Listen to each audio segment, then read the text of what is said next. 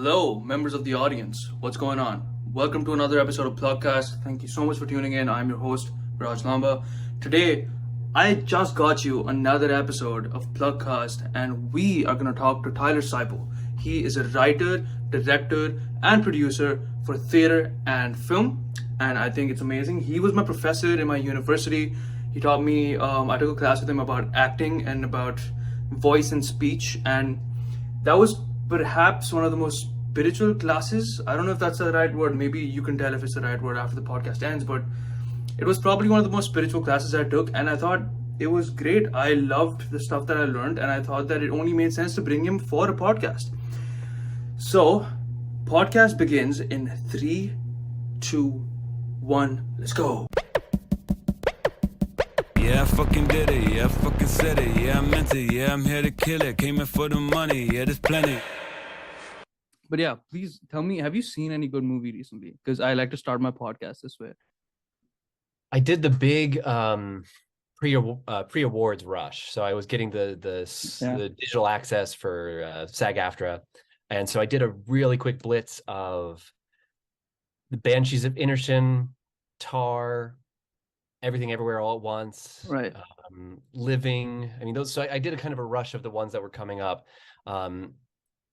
Nothing that was bad. I'm trying to think if there's anything that really moved me this year. Uh-huh. And it seems like maybe I'm just getting cynical, but it's a little bit harder every time. Like I'm like, okay, got it. I saw it. So I really enjoyed what people were doing. And I thought Everything Everywhere All at Once was phenomenal. It was really, really fun and original and exciting. And I was actually quite moved by it. So I think that would probably be the one that I was like, yeah, I hate to be a joiner, but it was the best this year. But but when it came to other ones like Tar and Banshees, they were good. They were really, really solid. I just didn't find myself fully investing in them the entire time. I feel like even box office wise, it was the biggest because that was the only movie that got nominated for Best Picture that I watched. And I usually watch all the films. I just didn't get the time this time. But and we're also analyzing these movies in film class. Like we're breaking down its screenplay in my screenwriting class and everything. And that's not very common to happen with like contemporary films. Yeah. It's quite interesting. But talking about the Oscars, though, have you seen RRR? No, I haven't seen it yet. And that's the one that like, because it didn't get any mention in SAG-AFTRA, and everyone's like, but it needs to get mentioned in the Oscars, and it did, and thankfully it won. But it's like one of those things where like it didn't cross my radar, and I know I can watch any time now. So now that the rush is off, I'll try to. But it's like I want to see that so badly because of what I've heard about it and what it looks like. Have you watched any Bollywood movie? Yeah, there was a period where I had a friend in college. Yeah, it was college. It wasn't even grad school. Who would like throw them on, and I would be like, "What the hell is this?" And I don't remember any of them besides being like, "Oh, this is good," and I really enjoyed that period. Yeah. This was my friend who was the cinephile who had like distinct collections of things like this back in the day when you collected DVDs, and that was before there was too much to watch. So I would find myself like really getting entranced by them, but I have not followed them as a genre probably since grad school. Right. What year was this around? Now you're gonna age me. This was undergrad was 2002 to 2006, and then grad school was 2006 to 2009. Okay, just so you know, movies then and movies now are so different back in India. So different. So I'm definitely gonna write you an email suggesting all the lovely Bollywood films that I want you to watch. Let me know what I can find to find it easy. Yeah. Okay, perfect. I actually have done this. A couple of my professors have actually written intensive recommendations for Bollywood movies that I really want to, because I love discussing films. And even if it's like outside the realm of class or whatever, I usually just send it to them, and whenever they can watch it, we usually just talk about it. So I have this list ready, so I just have to email it to you. Just send me the pre-formatted list as long as it's ready. Yeah, I've done the same thing before, but like you haven't seen you have to go see this movie, and so you have that list of yeah, for sure. But I find it a little harder to do these days, just because the methods for distribution have changed so much that it makes it really hard to be like, okay, so wait, who is doing which project now, and where are the actors that I like going? And it really is baffling because when I was growing up, I loved Weird Al Yankovic. I loved the Weird Al parody albums, and they just did his like satirical biopic with Daniel Radcliffe, go figure.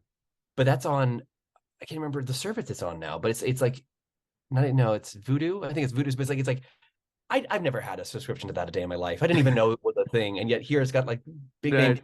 that are doing it, and that's why I have this issue for myself now, going like, there could be tons of good movies or good TV that are out there, but because it's become so fragmented in many ways, like I really have to get someone to like grab me and shake me to get me to watch it. And Right. that's what it was like when I was busy before, but now if I have to track it down on like 3 different networks, it becomes a problem for me. And that's For been sure. it's accessible, it's there, it's in some ways free for access. Hmm. It's just so hard to track down, and that's why I have a harder time now trying to say like, have you seen a good movie lately? Like, yeah, maybe around Oscar season I've actually watched something, but the rest of the time, what came up first on Netflix? That's probably what I watched last.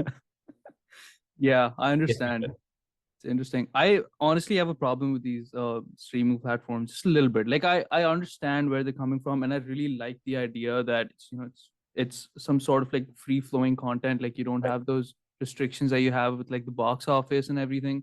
That I really appreciate because like in some ways art can flourish. Yeah. But at the same time, I feel like art in its restriction has its beauty as well. And when we see these cycles again and again and again, gatekeepers Yeah. get built up, and then someone comes and cuts down the gatekeepers, and it's free and it's fun, and then the gatekeepers get reestablished in the new free fun thing, and then Uh-huh. there's a cycle to it. But it is funny having been in one of those cycles with streaming and hearing everyone talk about, oh, but streaming is a game changer, it's going to be so different, it's going to be democratizing, and it's basically ended up that streaming is now just cable by a different name. You just pay for individual channels, and Right. you still have gatekeepers managing content and companies worrying about their bottom line, and series getting pulled because they're not making money, and now you can't even watch them. I mean, it's a lot of the same stuff, and that's been the sort of like, that's what it's like to get caught up in history and to feel like, oh, everything's changing and it's different. It's different. No, it's not so different. It's okay. It's the same thing. It's the same thing. Yeah. But do you think that like let's say actors or even like crew for that aspect, do you think that it's easier for them to get a job right now than it was like 10 years ago because of streaming platforms? I'll compare it to the only thing that I know about in my own experience, which was the indie the indie launch in the late 70s, early 80s, where suddenly like everyone was making movies outside of the big studios, and Mm, there was a ton of work and a ton of projects, and some of them were really cheap and not very good, and some of them became cult classics, right. and I feel like there was a period, probably what, pre-pandemic, so like at least 4 years, 5 years ago now, where all of these content moderators were starting their own studio efforts. They were just making and making and making. There was tons of work, but I do feel like it's probably slowed down a little Mm, bit at this point, just because the money isn't as prevalent as it used to be, and it's also those same companies that were just dumping a lot of money into stuff are now shifting to wanting to make money and satisfy stockholders, which is exactly what happened right. to all the minor studios that were releasing things and doing them in the late 70s, early 80s. So I think that the bottom line always comes up to the top. True. That's a bane. Bane's bad, right? Okay, yeah, Mm-hmm. that is the bane of like corporatizing production houses, I feel. Stuff just gets too businessy, and I'm not an anti-capitalist in that sense. Like I love business, like I love the fact that I love managing money. I love Right, like I want to be a producer when I grow up. I love that aspect of films. But at the same right. time, like when art's concerned, you have to sort of step back a little bit. And this is as old as art itself, all the way back. I mean, and then it's Yeah. just always interesting that this again, like I said, it always resurfaces, and it's like, oh no, it's the same thing, and we're still always kind of trying to figure out, so what is our role as an artist in this? Is my role to help feed the machine, but which then also feeds me and the people that I love? Or, is there truly a disruptive model out there that we can invest in or investigate or create? In some ways, that's why I still think, there is a lot to be said for the skills of directors and actors in the sense of theater, of being able to just create a story and a life wherever you find yourself. Mm, So if you put yourself in a warehouse or on a street corner or in someone's living room, you can create theater. And that goes also equally far back to story times around the fire, or the original idea of performing, the Dithyrambs, the predecessor to the ancient dramas, in the side of a hill. which was then made into a theater, which then became, amphitheaters as we know them. So there's this interesting, by taking it back to the basics for me, storytelling, living lives that are not our own for the benefits of others. Those things to me are so foundational to what we do that they kind of defy the corporatization if we want them to. Right. But then again, making money doing it is also a very nice thing. So Right. Why not? Yeah. I feel the pull and I love it too. Yeah. Do you think that theater is better than cinema in some ways, or the opposite? Or do you have a preference that way, or do you feel like that argument itself is just, it doesn't make too much sense? I think they're doing the same thing. They're showing us our amazing flexibility as human beings because we have this ability to imagine. And it brings us together as a species. It also does a lot to hurt us. But it's really what has made us so successful is our ability to imagine. And both of them do that. Movies do some pretty incredible things to our ability to imagine. We know that none of it's real, but by the way that it's engaging our senses, it's like, boy, can movies take us places that even some of the best stories we've been told can't. Mm-hmm. Yet at the same time, if you want to get someone taken away in their imagination, you could just have them close their eyes and tell them a story. It doesn't even need to be necessarily theater. So I think it's different facets of our same set of gifts. Right. And there's a lot that you can mine and pull on in film that is just so exciting. Yeah, why not? Why not do it? But then I also don't want to forget that you can do some pretty magical stuff just sitting around telling stories or beginning to act them out in, I guess we could call it theater. Mm-hmm. But as an actor, though, do you find yourself flourishing more in theater? Because I feel like you're sort of forced to, what do you say, live a character for a longer period of time in a more intense sense, because you're not meant to cater to the immersive experience of film, where there's a camera, you're acting for the camera. Yeah. Oh yeah. All your acting, all your performance has to be in a very minute scale. Like, for example, if there's a close-up, your body doesn't really have to act in some sense, right? Do you feel like theater in that sense just sort of trains the muscle of an actor more than film does? Because I heard this quote from a movie a long time ago. It said that theater keeps the actor in you alive. Film doesn't necessarily. I'm just wondering how much truth there is in that argument. And I'm actually thinking for myself that I'm biased because I came up through theater training into film. So I definitely went on the path of learning to be a theater actor first and then learning how to adapt that to film. But every time someone would kind of pose it as do it smaller or do it tinier or don't show as much, that wasn't really what it was about, because if you don't have that same sense of like, I am alive and believing in the circumstances I'm in, then in either format, then it doesn't matter. No one's going to believe what's going on with you. Now, there's a way that I could believe in what's happening in front of me and in the life I'm living and have it be very intimate and having to deal with it just right here. And if I don't do that, then you'll see in my eyes, you'll see in my face, yeah, he's not really going through it. But there's a way I can also have that in my entire body. And for me, they should be this. I think it should be the same. It's not like I'm going to sit here with you and be like, all right, he can't see me from here down, so I'm going to believe in everything from here up. But that's not the way we work. Right. Now, are there ways that theater gives you a sort of an expressive vocabulary to fill a space and to reach people live that is different than film? Yes. Is that valuable? I think so. That's why I like theater, teach theater, and still do theater. And I do think in some ways it's the fact that I keep coming back to theater has kept me very interested in live. But I'll say this, it's also, you don't make a lot of money, at least in LA. I've chosen, I want to make some money in film and I'm going to do theater. And when you do theater even with good companies, you're not going to make a paycheck from it. And so there's a way that doing it for the art is great, but it also creates its own stresses, which make it harder to say, is it really keeping the actor alive, or is it the job keeping me fed and clothed and home, and the actor gets a chance to play in this particular forum as opposed to in film. But I also have a really great time on set because, man, when you get there and you're seeing everyone you're seeing really expensive equipment and tons of people, and they're all lining up for a shot on you to tell this story. It's actually kind of powerful, Because sometimes in theater, you feel like when you're up there, it's you and you can do a lot of amazing things and the audience watches.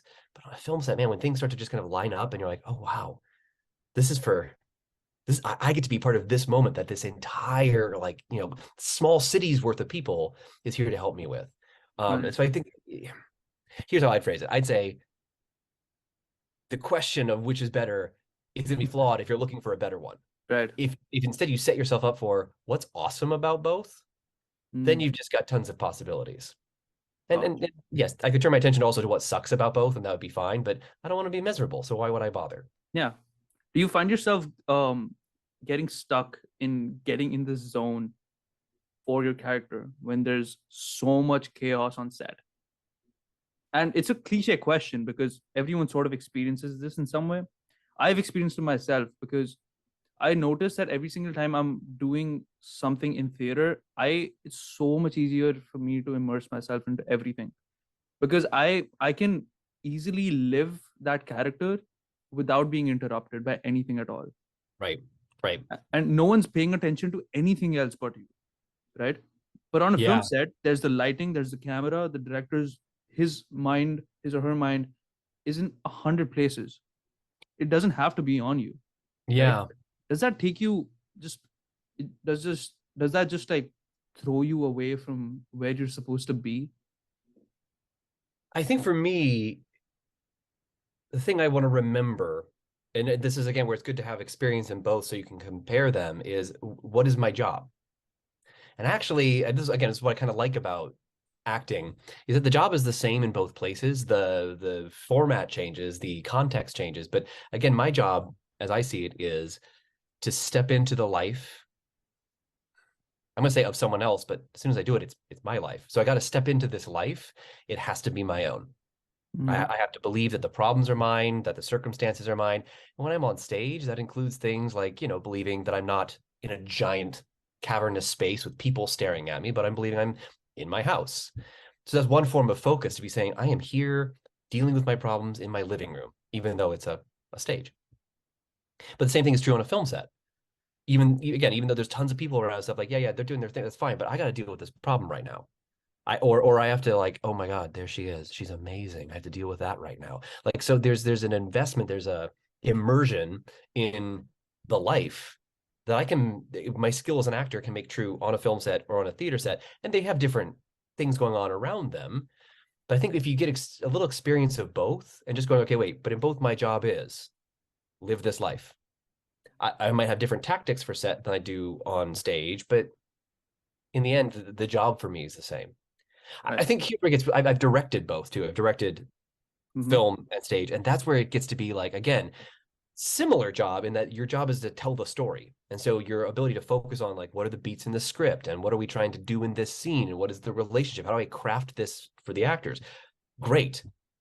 But then one of the key differences is, for a stage director, you establish a picture for an audience who's there in the space. And for a film director, you're establishing the frame for the literal camera frame. And so there's that to me is like, again, similar base skills, tell the story. How do you do it? But there is some other skill on top of, well, what does a camera do? How does it work? How can it move? Because that's going to change your relationship to how you're getting the story told. So I feel like there's a sharper distinction for me between film and stage as directors rather than actors, because again, for me, an actor, show up, make it your life. And you might have different tactics for these two places, but I don't see it being as fundamentally different as I would directing. Gotcha. I'm going to change gears a little bit. Okay. And I'm going to ask you a very direct question. If I may, what do you think happens when we die? Oh. Oh, just that, huh? Yeah. Boy, I would say the reason I don't have a ready answer is because I don't particularly care anymore. Because I don't think, as Hamlet said, from who's born no traveler returns. No one comes back, as far as I know. Or if they do, it's if people are coming back and in messaging and all that. Here's the thing. I just think, man, our egos are so small. They're such tiny little things in the grand weave of the universe. And that's great that they don't persist forever, because our egos are just so tiny. And so the option for me is either your ego in death transcends and becomes bigger and kind of like gets subsumed into the universe, in which case this thing that you cling to as I doesn't matter anymore, or it just goes out, in which case there is no I to care about it, and you are subsumed into the wholeness of the universe and it doesn't matter anymore. The one thing that I kind of resist is this idea that there's this little thing, this little, call it a discrete human soul. That's the thing I'm like, I don't see any convincing evidence that that continues. And I also think it's Right. awfully small to be worth worrying about. The universe is so big and we are made up of such amazing things that I'd like to think that when we die, either that the end route is back into the wholeness of the universe one way or another. Mm-hmm. Now, I truly believe that's a very profound answer, and I feel like that's because, see, what are all religions doing?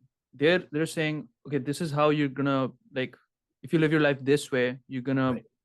deal with this after you die. You know, Right. like, let it be heaven or hell, or like even reincarnation. It's like you will reincarnate into a human if you do good deeds in the next Right. life or whatever. Right. And I noticed that all these religions are doing is that they're prescribing a way to live your life, Right. and they're doing this through the lens of this will happen if you don't do this, Right. right? And it becomes a law in some sense. Yeah.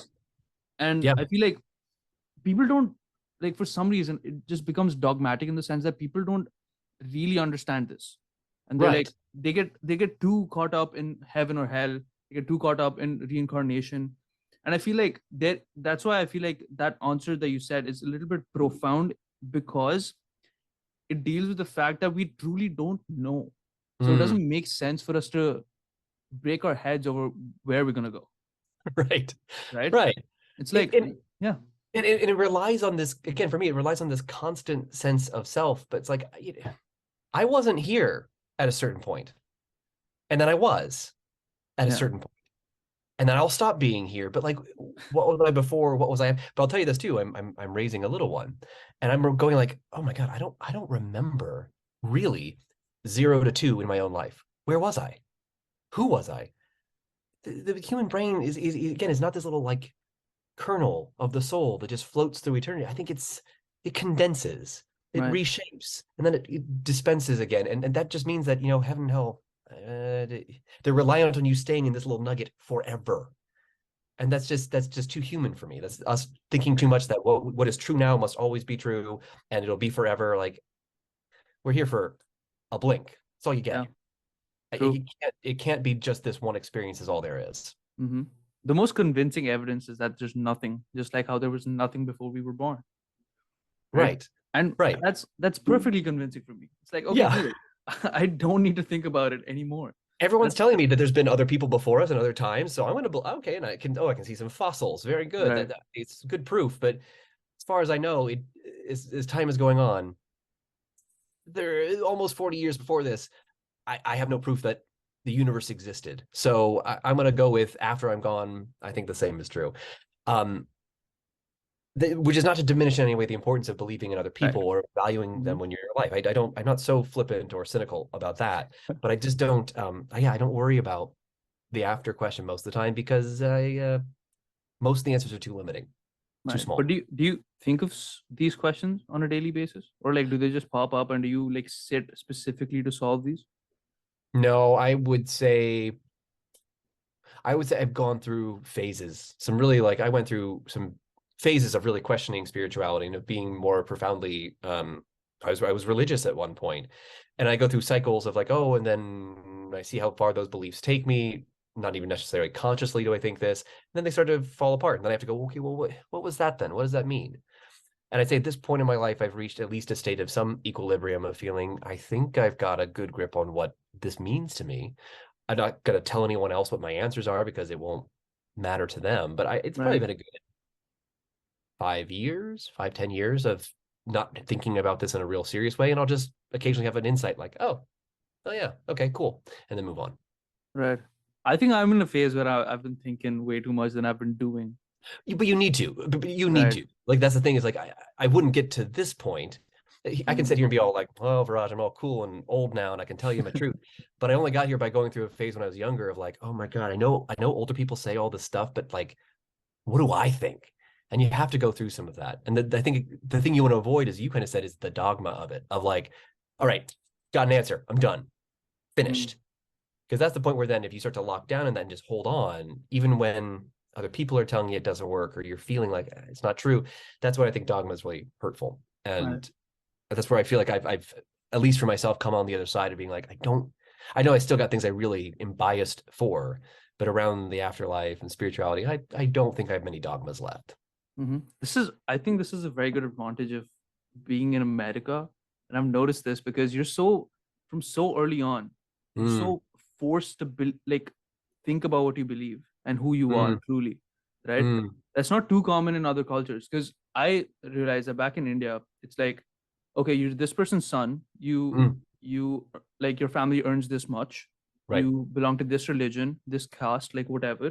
And based on that, you're supposed to role play in society, right?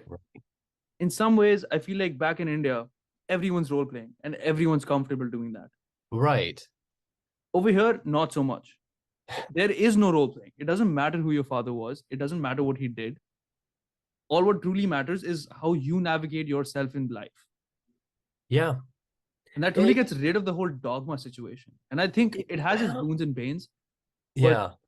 Like, what do you think about that? I think we humans love dogmas, and because they give us a certainty. When I don't have to think, I can be certain. And that's what's tricky, because in the US, definitely in certain like biographical contexts, we're all self-made. We get to do this. But then there's also other dogmas, like, some of the unquestioning rights of capitalism. Like, oh yeah, if you're making more money, you're doing better. If you are, if you got more stuff, it reflects better on you, makes you feel better. And I don't know about that.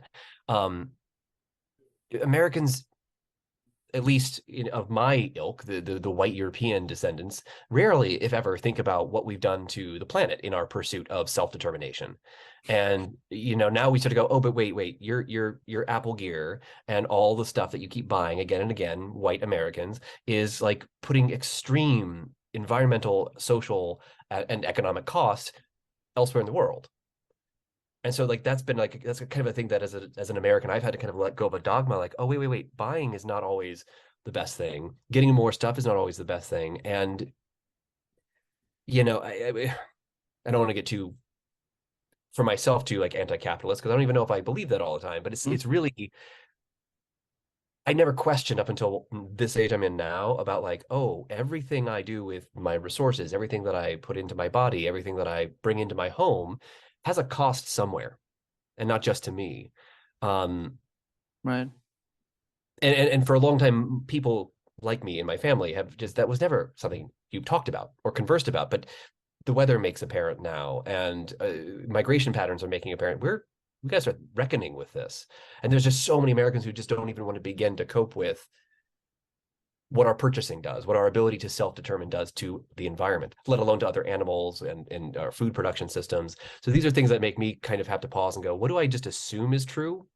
Yes, I can make a lot of determinations about myself and my future, but there's very little harmony with the world around me in the way that I live. Does this only come with age?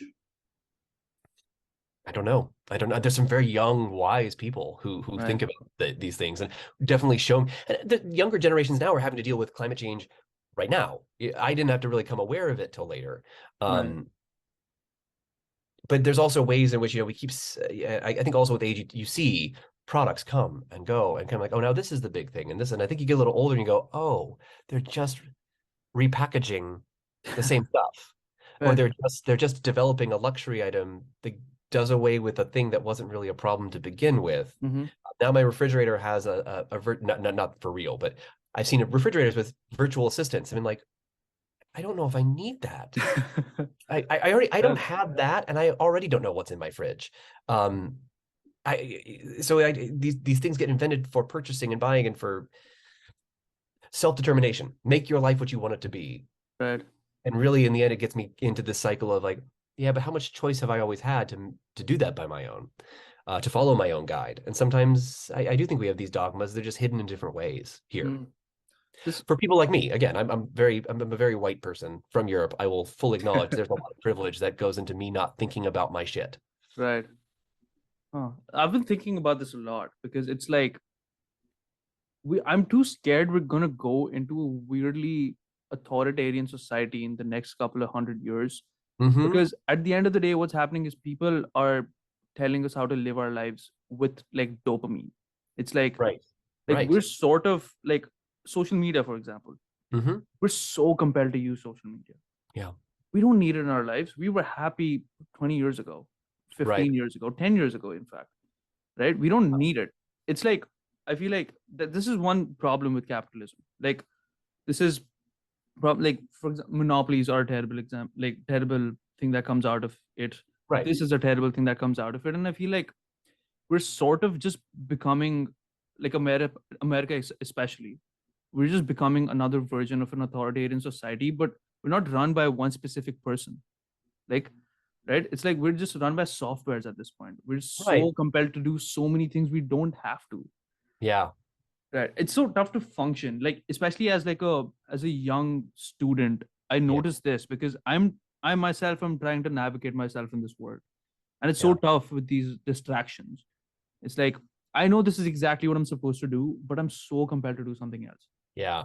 Yeah. It's It's harder. It's harder for you than it was ever harder for me. And even then I right. felt like, oh wow, college, there's so many opportunities, but we didn't have half the things actually not just competing for our attention, but like buying into our attention, trying to really get hooks in us and then Mm-hmm. addict us to it. And it's when it's happening to younger and younger people, that's it's worrying because I the whole system is being set up to continue that and to continue that and to continue that. And Right. that's where I get worried too, because I'm like, how but again, it's also same sorts of things. Like we watching the news of this last weekend of a good old-fashioned bank run, just like in the old days. A bank collapsed because a bunch of wealthy people pulled their money out. Like, oh, but we've always had wealthy people kind of determining where to put their enormous deposits of resources, and then we all pretend, oh, those wealthy folks, but then we end up doing the things that they're putting their money into us doing anyway. And there's always there's steps forward, and America has certainly been experimenting with them in terms of universal basic rights and the idea of democracy. But we're still fighting some of the same battles that humans have always faced, which is when we get scared, we like to have certainty, dogma, and we like to have someone who can tell us what to do. Mm. Really good if there's someone at the leader who leads the tribe to go, we're going over here to hunt now because there's no animals over here. Oh, okay, good. I was getting worried because I wasn't finding as many animals. We'll go over here. But now there's so many of us, and the fears are becoming so much more prevalent because we're all competing for resources. I think I do think we're getting to a big we're all getting scared, and that's why I think there's the real fear for me of authoritarianism, because more and Right. more people want an answer. Can someone just please tell me what to do, because this is scary. Because life just gets easy when you follow someone, right?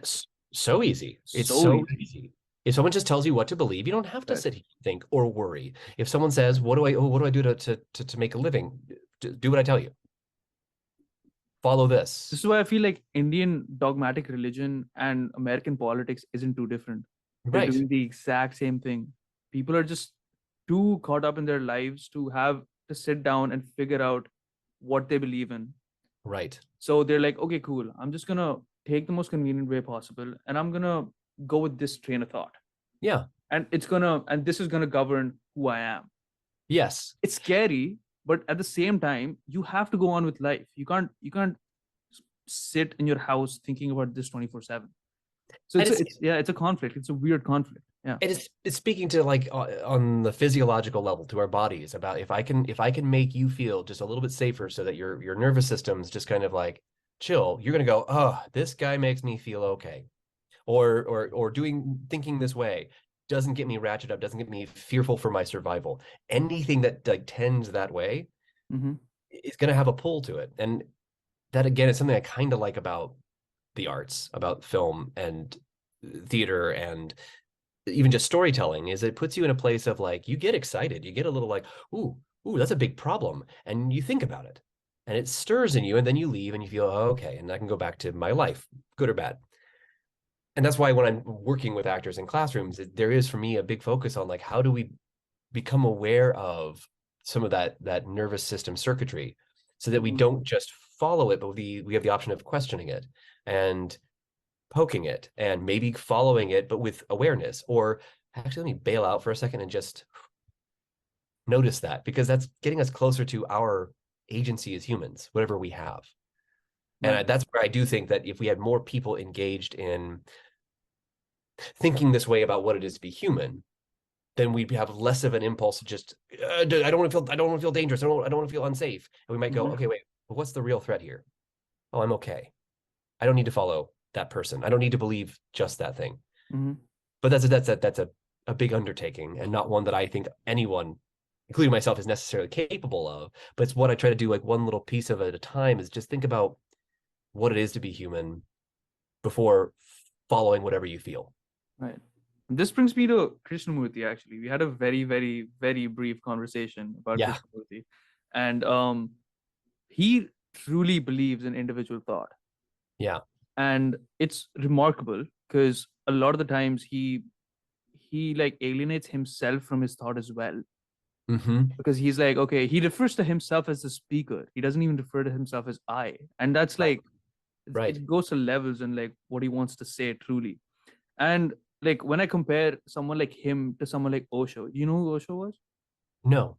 Okay, so he was again like an Indian mystique, I'd say, very controversial person. He was very cultish, especially compared to like Krishnamurti, and they existed around the same time as well. Right. So there's actually a documentary on Netflix about him. It's called Wild Wild Country. Oh, yes. Okay, no, I saw that. Yeah.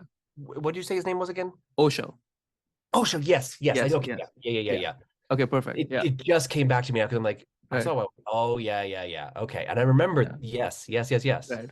So like the stuff he says is so profound in some sense. Osho, right? Yeah. But at the same time, his past is just so full of cultishness and so much controversy, and you're like, do I really want to be associated with this? But then he says something quite profound as well, and he says that, look, I have all these Rolls Royces, I have all this setup, I have this cultish thing, because if this is what it takes to get you to me, then it is, and that's what I'll do.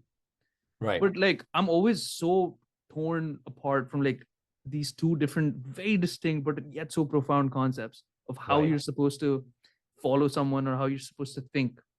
But just tell me something about Krishnamurti. I'm so curious about what you think about him. I'm so excited because it's interesting because I read him again. This was this is probably 10 years ago now. I read Think on These Things and was just like, oh yeah, this guy is right on my wavelength in terms of just the way he, like you're saying, there's just a depth of thinking and an interrogation of thinking that I was like, okay, what is it to think and what is it to feel? What is it to be human? Super helpful. But what's interesting to me is that it wasn't until later that I actually learned more about him, and he was part of a cult.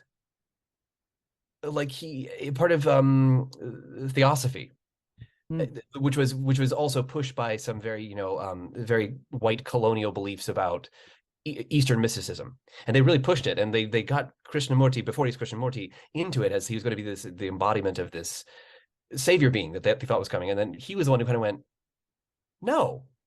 And again, and everyone had thought that he was kind of the puppet of these people who were trying to make the religion, and he ended up being Krishnamurti. Like he was a really deep, profound thinker, and he retired to Ojai, and he just kind of spent his days living the life that like the cult was saying he would live, but was making him cultish, and he instead just moved and found his space and became an actual.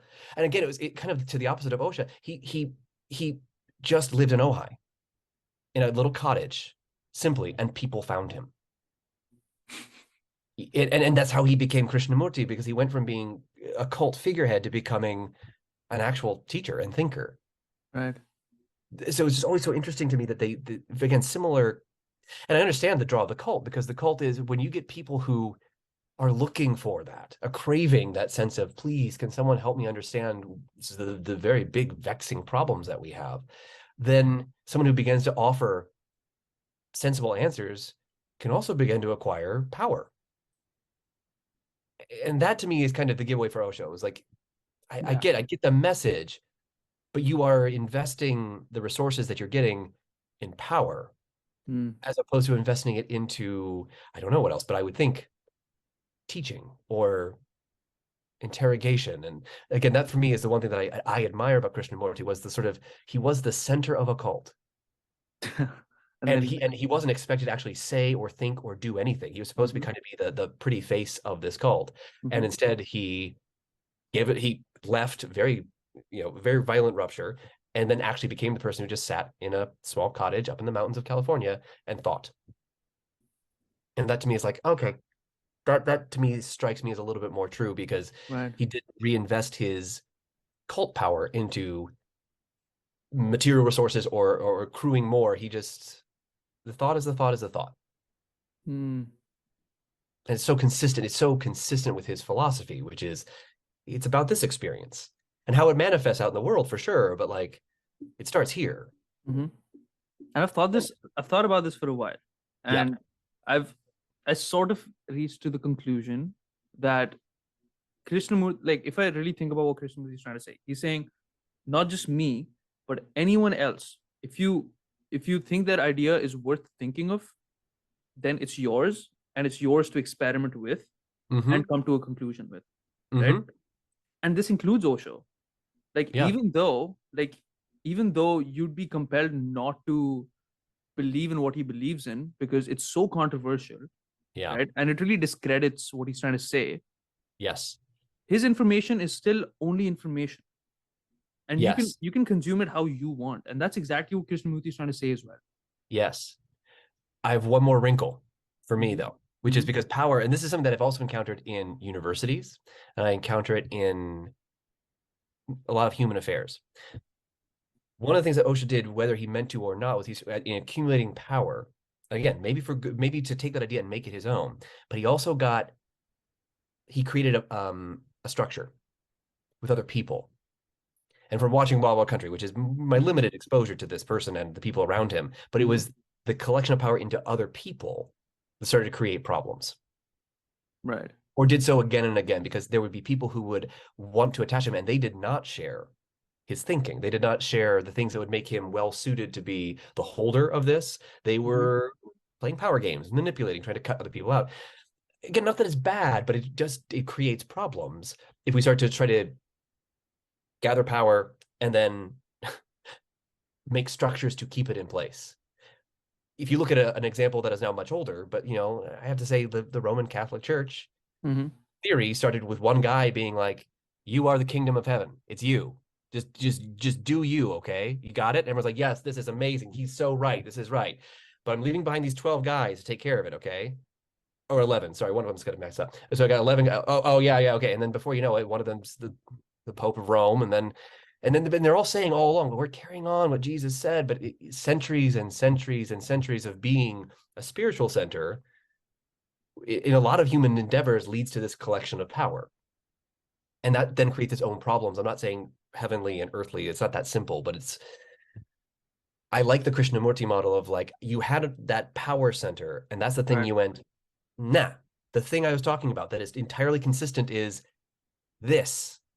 I'm not saying he wouldn't have to condemn Osho. He wouldn't have to condemn Jesus or Francis or any other person who's lived. He would just come back to this. And that's what makes me think he's onto something, because the way he lives is consistent with the way he thinks. But again, that's a weak reasoning, because Osho, again, was consistent. It's just that fact of like, it comes back to this.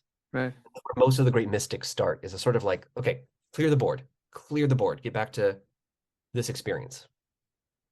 Do you meditate? To accumulate power, it gets messy again. Right. Do you meditate? I hate asking people this question, but I still feel like it's so important to ask. Do you meditate? Yeah, I do. I also do a form of active awareness guiding, orientation. I keep myself kind of tapped into like what's going on right now in the environment, which also then will involve things, I think, but I don't do as much of the stilling, quieting. I just do a little bit more becoming as present as I can. Right. I remember doing this in your class, actually. Yeah. I try to get a little bit of that in class too. Yeah. That was a good experience, I'd say. And I'd say ever since then, I really started experimenting with the kind of meditation I do. I don't meditate too often. I would really, really wish I did, but I don't. Yeah. Which is this is especially why I don't like asking the question of do you meditate, because it's just so much attached to that question. It's like, right. Yeah. Right. Because it's like, okay, what kind of meditation do you do? Do you have like an out of body experience when you meditate? It's like all of that stuff. And I just hate asking that question to people. But yeah, anyways. What I was trying to say is that Yeah, go ahead. I've really been um experimenting with the kind of meditation I do. And I still haven't come to the conclusion of what works for me. Maybe because I haven't done enough of it. But how do you know what works for you? Like, how did you specifically come to the conclusion that me being aware of like my toes or my fingers and like my Right. breath, like, how did you stumble upon that? And how did you realize that that was a superior form of meditation compared to anything else for you specifically? The only way I know how to describe at this point anything that really works for me is I have a sense of wholeness that that just can't be faked. So, for example, in forms of meditation that didn't work for me, okay, sit and close eyes and then just do a lot of recursive thought, observe thought. Sometimes that would work, but there'd be times when I would just begin to feel like my entire existence had migrated up to here. And I would just feel it. I just feel like I'm getting tight in my chest. I mean, okay, so is there a way that I could become aware of that? And then sometimes I would find a way back in. But anything that got me thinking, feeling, sensing in ways that felt like they were constraining, they were shrinking me, it just doesn't work. And then sometimes there'll be times when I'll be able to like start with thoughts and then kind of expand from there, and I'll feel very open, and it's great, but it's not like guaranteed. But as soon as I've encountered this way of working, organic intelligence was the body of work I encountered, where it was about taking stock of yourself, so all of you's in the game, and then becoming present as you can to the environment around you. So it's just really immersing yourself in what is the present. The present is what is here right now. That's it. And that began to feel like, oh yeah, don't pretend like my room isn't a mess. Don't pretend like I can't see that thing. It's there. But instead of fighting it or trying to close it out or having the thought, oh shit, it's still there and that's a problem. Oh, that's a problem. Oh, I'm having another problem. Just there's the thing. There's the thing. It's right there. Mm. And then I don't linger on it because then my eyes want to go somewhere else. And oh, there's this thing. And that's the present. It's just where I am right now as opposed to the thought cycle that began. So there's a feeling of wholeness that really kind of tipped me off to, oh, this feels like all of me is involved. And I know because when that happens, all of me is involved. There's no part of me holding back or getting tight or feeling small. It registers in my body. It registers in my thoughts when I'm feeling like I'm cut off or not quite there. When that feeling kind of goes, I found an approach that's serving me. I know this might be tough for you to put down into words and articulate it, but what happens when you're in the present moment? Like, what did you notice that's different from you worrying about like papers you need to correct, or you know, like a play you need to direct, like anything at all? Like, what changes in you in that one moment where you're just like, I have a candle in front of me, I'm just looking at the candle, that's the only thing that exists right now for me. Right. Why is that important? Like, why do we need that? There's so much of our energy. And I say that in both a metabolic sense, but the metabolic sense also kind of connects to the spiritual sense. We are energetic beings in the fact that we are always this flow of energy. And when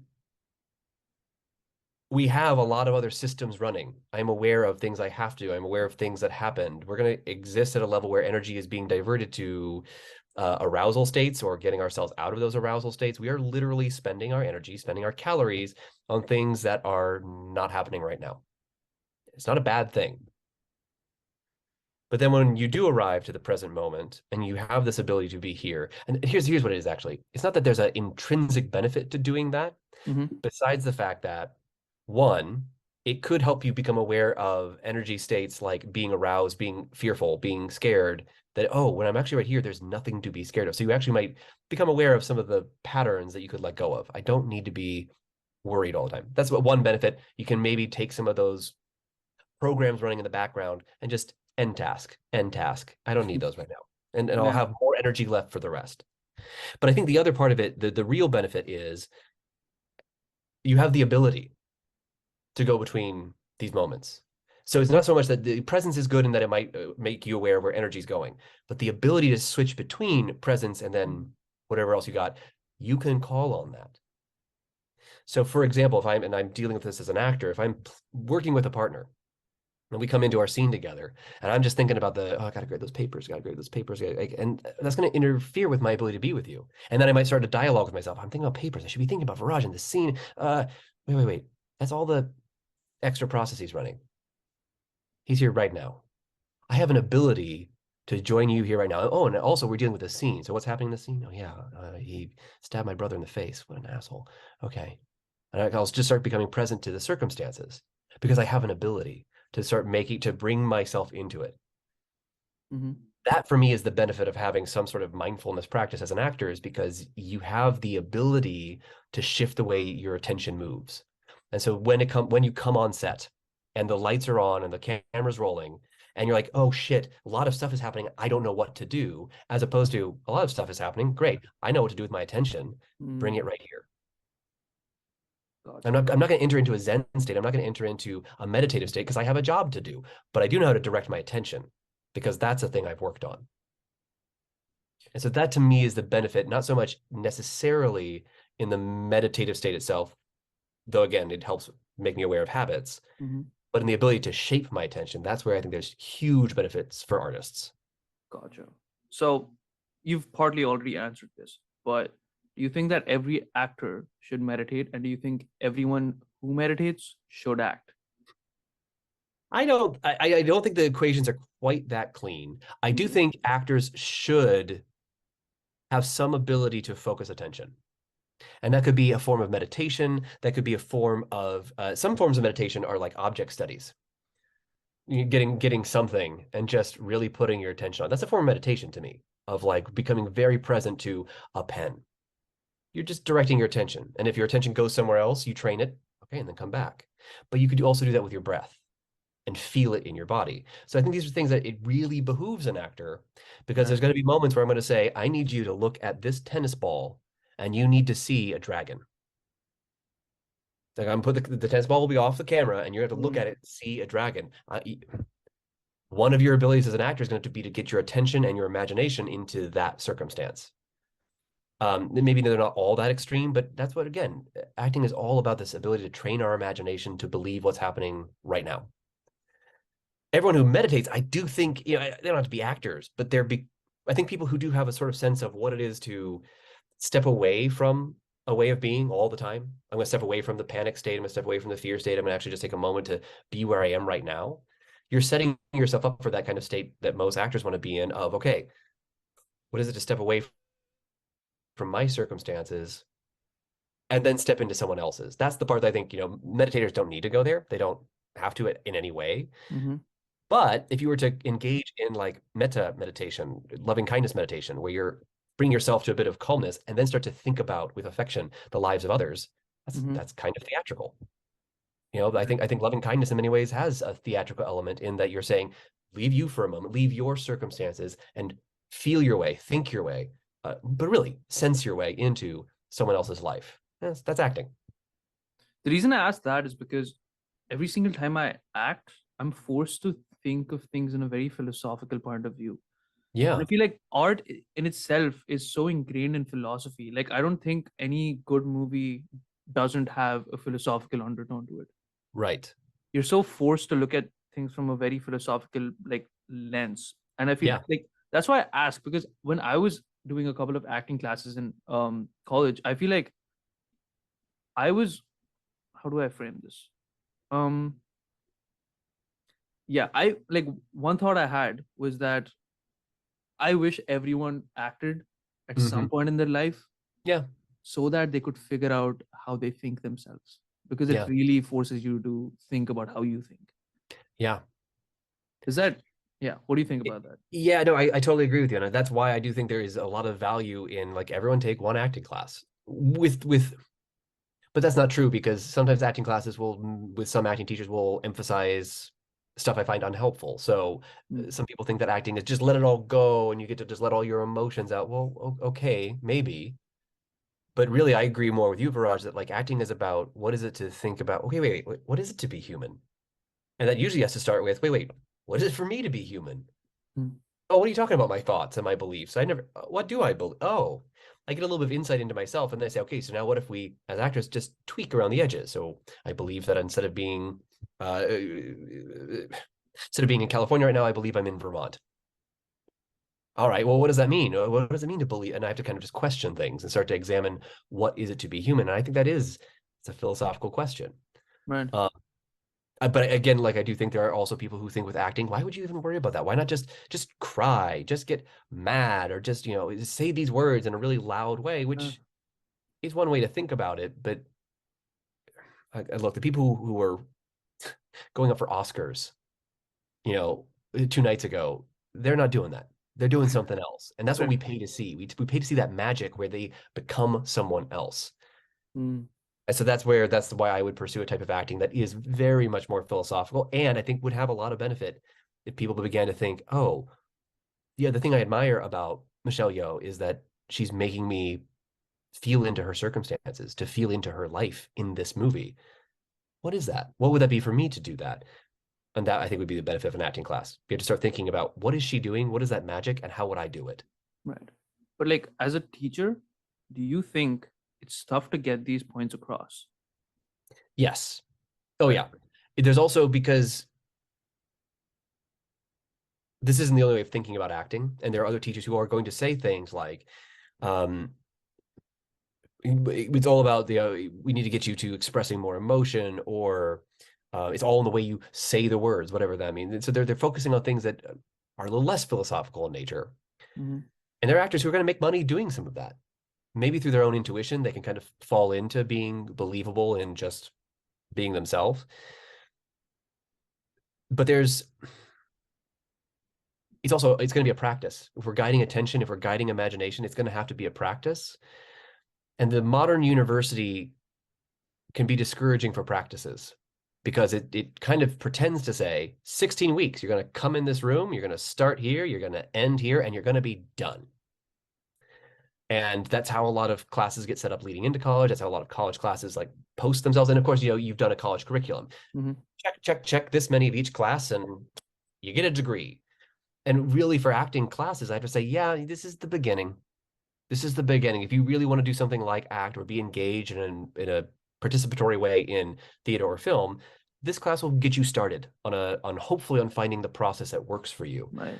But you're not going to be done in 16 weeks, because if that were the case, it'd be a lot easier to win awards. It'd be a lot easier to get into movies. Yeah.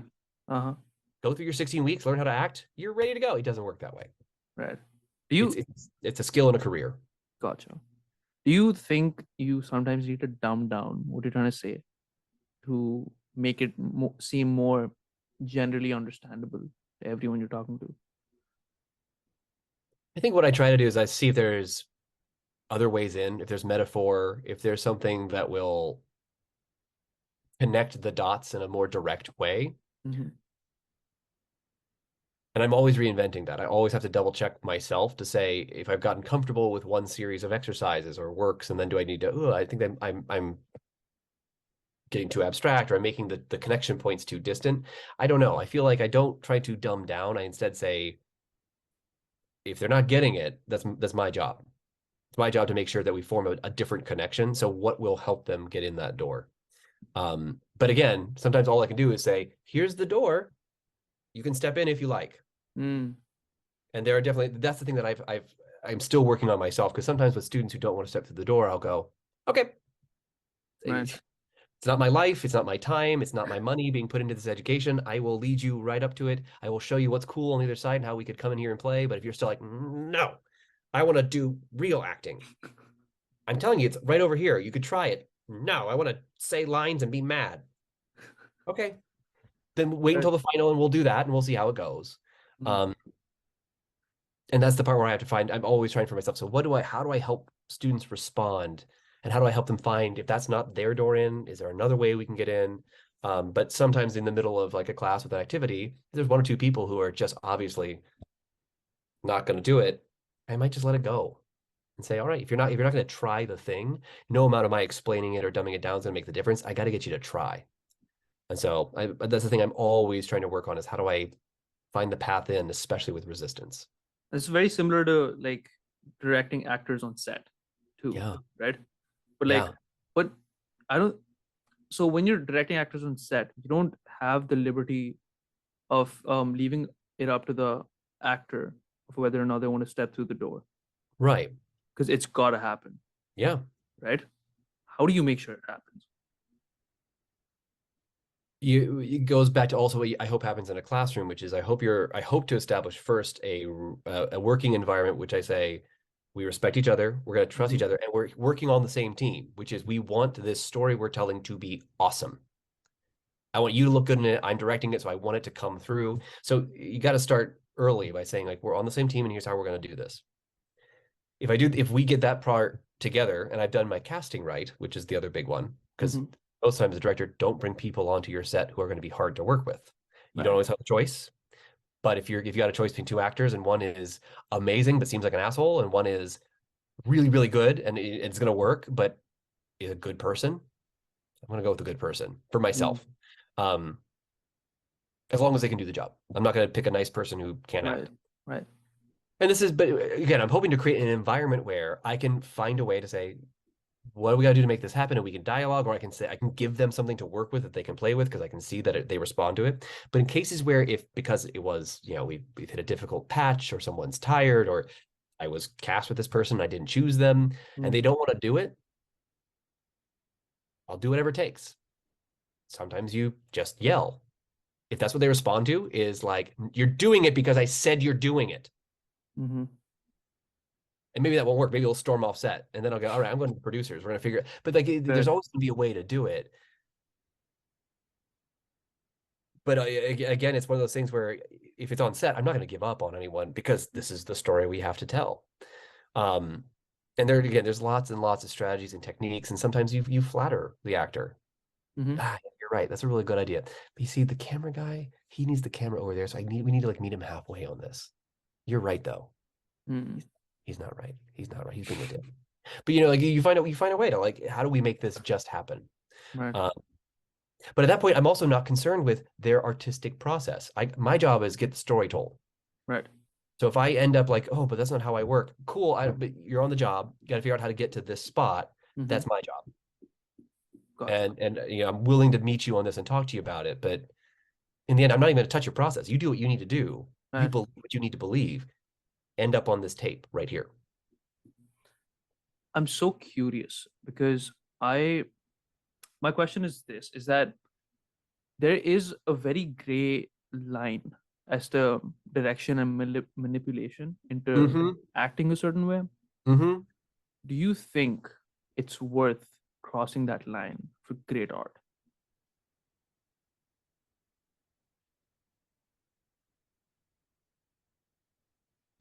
My gut instinct is no. But here's the thing. In some ways, great direction is always going to be a form of manipulation, not in the sense of you're violating consent, but you are getting someone to see it your way. Right. If we're in a show, if I'm directing you in a show, and I know what has to happen, I have to get you to this point right here, and I have you to look at that point, and you have to be thinking about her, or or someone really important to you. All right, that's what I got to get you to do, and I'll find a way to get you to do it. It's great if we're working together in that venture. And again, my goal would be to set up an artistic venture such that I don't need to do the violation of your consent to help us realize a vision. I'll have ways of giving you hints and pulling you this way and talking to you, and that's a form of manipulation to get what I want. Right. But we understand it's because we're on the same team here. I think the manipulation that's more troublesome is when they're not on the same team and people get hurt or tricked. And that's the part where I say, I'm just thinking of Shelley Duvall in The Shining and going like, The Shining was good. Yeah. I know why people really like it. I know why it's great, but was it worth destroying a woman's life? The movie just wasn't like, forgive me for saying this on the podcast, but I just don't think it was that good. Right. It's not worth it. Right. It's just not worth it. Again, cool things happen and interesting, and there's been plenty of those circumstances where, yes, maybe there was that moment where that person cried and it was so real and it was so profound, but it was a moment. And then I'm going to go watch 3 other movies. Was it worth messing with someone's emotional life and traumas? And I say no. I think there's going to be ways you can do it. that Mhm. are different. And I think if more sets did it that way, if more directors did it that way, if more actors talked about it that way, Mhm. then this idea of having to cross a line to direct would Right. die out. We just wouldn't need it anymore. I also don't think it's sustainable. Like, I don't Oh, think an actor and director would work again if the experience is not good. no, because Right? actors don't want to Right. be your monkey. They don't want to be your Right. monkey. They don't want to dance because you tell them to, or get tricked into doing something that later on does feel very much like manipulation and not like direction. Mm. But I have heard actors in interviews talking about how the director, oh, that sneaky so and so, they said this and they did this, and before I knew it, I was right there. And Right. they're looking at it with fondness because it was like they were listening to me, they understood me, they knew how to help me do that. It Mm. was a little bit, they kind of caught me at a moment where I wasn't ready for it, but it worked great, and I'm so glad they did that. Gotcha. That We that's are sorry, that's sorry, fair. sorry. That's fair. Continue. Anyway, yeah, okay. Now, I was just saying that we are quite past the 1 hour mark. So before I end the podcast, I just want to ask you a very direct question again. Yes, You be so kind to define spirituality for me, please. easy. Easy. Okay. Easy. I really want to hear this now. Because I don't know if you remember this, but the word spirit from Latin means breath, air. Okay. I did not know this. Yeah. And this is where we get the word inspiration, to breathe in, Mm. expiration, to breathe out. But of course, inspiration also means the thing we get, Right. expiration. So that word spirit is just so interesting that again, there's really, really old etymology, but just imagine that things that have spirit have breath, have this flowing of air. But I also think that applies to things like plants. And I definitely think it applies to nature, because nature isn't static. Nature is always in this sort of give and receive relationship with itself. Mm-hmm. And so for that reason, I just think spirituality is this sense of the living, breathing universe. Interesting. And I take that all the way down to atoms and all the way up to elephants. I think it's everything, and planets and solar systems. There's this sense of this flow that exists around us that I think is very much related to our idea of what breath is, Mm-hmm. never ending. Because when our breath ends, we're usually not very conscious of it. So it's this idea that it's this constant give and receive in the universe, and our perceptions of it, Right. but then all the flavors that we call such and such, such and such, such and such. But it's all of us perceiving, oh, there's something here that is a big give and receive with us, with the world, and with everything beyond and within us. So then would you agree that being spiritual would just be being aware of the universe then? Or is it more than that?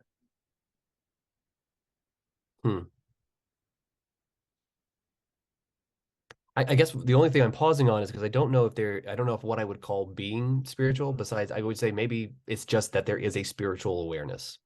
Gotcha. That is the thing, is when we have that Right. spiritual awareness, we are aware of that, and then that leads to some states of just being, which are amazing, but it comes from the awareness first. Gotcha. Brilliant way to end the podcast. I'm so glad we ended it on this note. Okay. Fantastic. Great questions, Raj. Awesome. मैंने देखा baby तुझे दूर से तू आई मुझे घूर के महंगे तेरे कपड़े जैसे महंगे तेरे जूते तेरे टाइप जैसी आती सीधा मेरे शूट पे तू याद करी मुझे मैं तो बैठा इन द बूथ पे प्यार का सबूत है बैड बेगम मेरी